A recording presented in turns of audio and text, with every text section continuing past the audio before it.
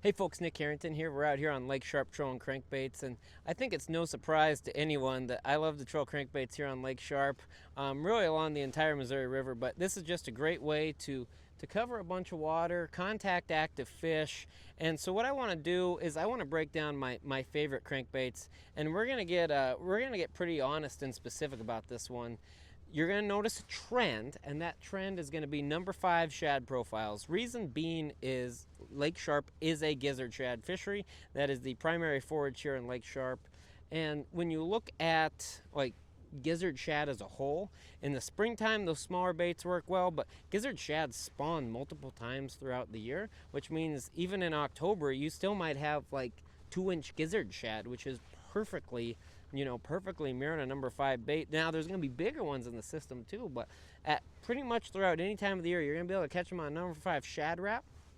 So, well, any shad profile, but that's what we're going to start with. What I focus on is the color of the water, and from there I hone in. So when I have super clear situations, you can see this was at the top of my head. This right here, a number 5 purple-descent shad wrap. Balsa bait, no rattle. This is a good way if those fish are really finicky, really fickle, you have really clear water, and especially on like Saturdays and Sundays when there's less current or no current, this seems like it can be really the best way to target these fish. So good go-to, light, bright, clear water, bright light, and not much current or wind. I would point you towards a number 5 shad wrap, purple descent. Now, this is going to be my best overall baits right here. I've got 2 custom colors. Same thing. You see the white, you see the purple. It's the same type. I do like a little orange. I do like a little bit of this like neon green at the bottom. That just seems to just get a few more bites than the average bait here. But these are flicker shads. These do have a rattle.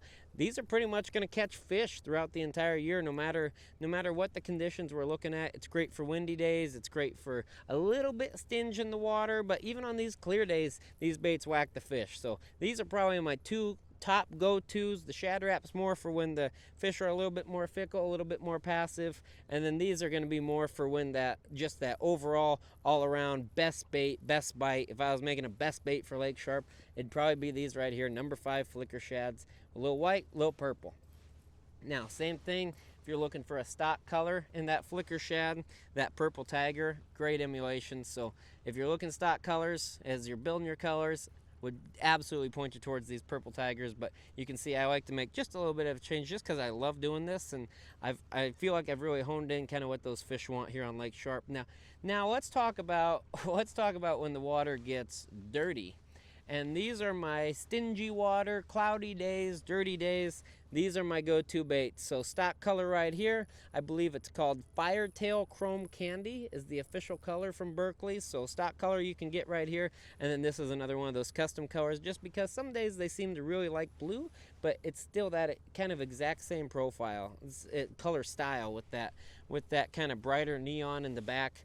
So great dirty water baits. This one too, though, anytime it's clear water, you can catch fish. I mean, this is nearly all the time out, and you're gonna see that when I go. And if I do make a switch, so these are 2 other Berkley baits here. The Flicker Minnow, number 5. This is one that's really been my go-to, and it seems like it's almost my big fish bait just because it has a little bit of a wider wobble, so I still get the same profile. I still get the same size, but it's just a little bit of a different action. You do change that profile a little bit, but at the same idea, you're still going to emulate a number 5, a shad, a small shad perfectly.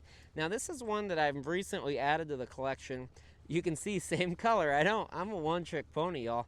But this is that Money Badger. This is a 6 1/4, if I remember right.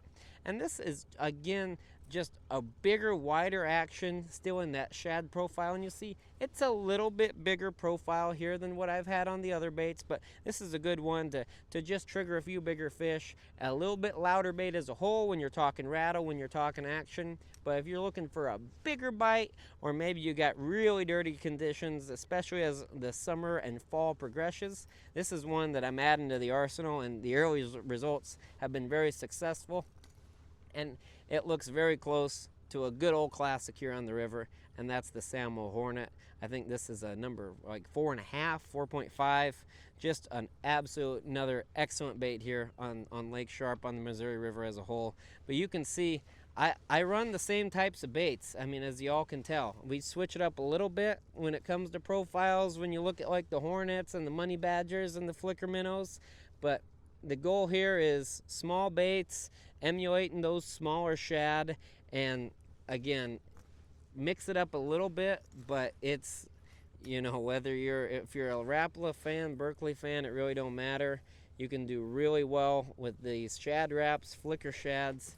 And I mean, you're noticing the trend in the colors. These types of purples, these are what I go for, a little white, little purple.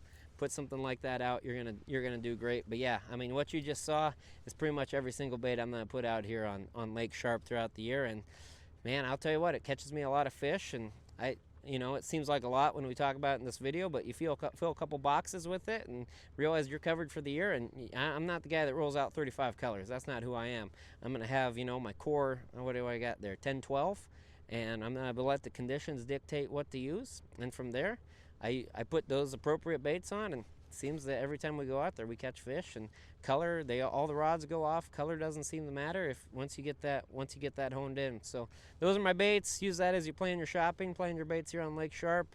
A lot of it's pretty much true for Lake Francis Case as well. Well, Wahhe's a different beast because the forage base is different, but Sharpe and Francis Case, those gizzard shad fisheries, that's pretty much all I roll out, and I'll roll that with the entire season. Good fishing.